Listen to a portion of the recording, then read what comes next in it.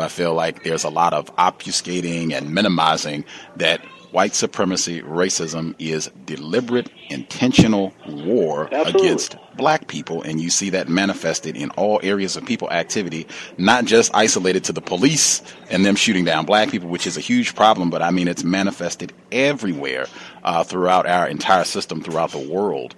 When you were with us in August, as I said, it was just a week or so ago following the shooting death of Michael Brown Jr., and you were talking about what you were seeing in terms of the way that MSNBC, CNN, a lot of the popular outlets, news reports were talking about this event, and you were saying that was one part of the critique in terms of we're not being honest about this is deliberate, this is intentional, this is a part of the design of white supremacy, not white privilege, and what you were hearing at that time was not adequate to address what you called specifically was the modernization of anti-black technology.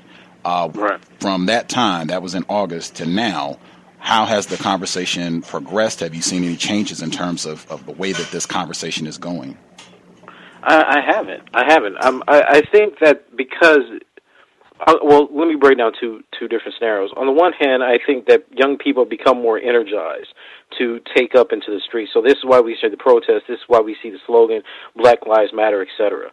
So I think that they're coming to realize that there is a problem. What I think is the inadequacy of that is that the way that that problem is being framed through blogs, social outlets, liberal media, MSNBC, CNN, etc., is that Black Lives Matter because Black lives are being killed in this society by police brutality.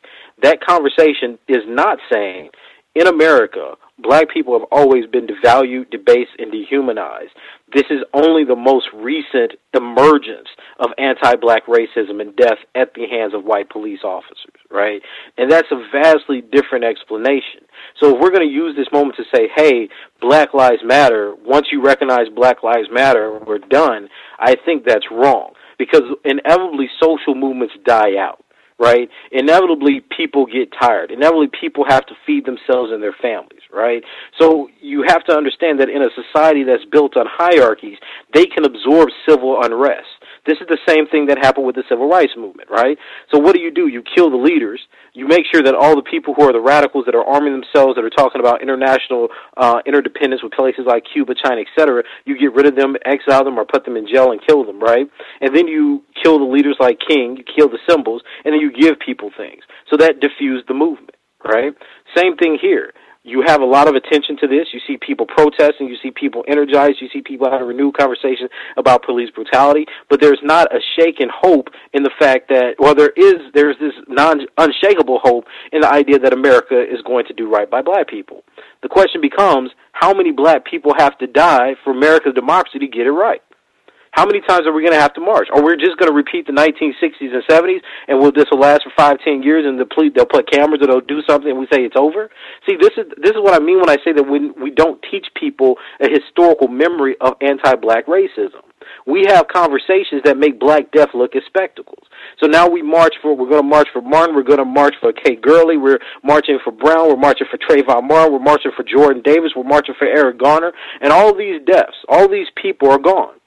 And what happens when that rhetoric and when that energy dies down? How is the society going to make amends for that? Because remember, our justice system has acquitted these cops, right? Our justice system is saying that these people are innocent in their eyes. Grand juries are not convicting. So we have to ask ourselves the question, what are we actually calling for? Are we calling for people to recognize that black lives have importance, or are we calling to recognize that the laws, the institutions, the states, the agents of the states are fundamentally anti-black? And that's the type of message that I'm not hearing. I'm not hearing the message that's indicting systems, laws, courts, etc., for protecting people that they know have no right to kill unarmed black men. Right? Right now we're fighting for the spectacle. And that's not to say that we don't have some earnest young people trying to energize for democracy. But I'm saying that energy they're putting towards democracy is not historically informed. It's not anticipating how societies respond to unrest. It's not anticipating how societies wait out and diffuse social movements.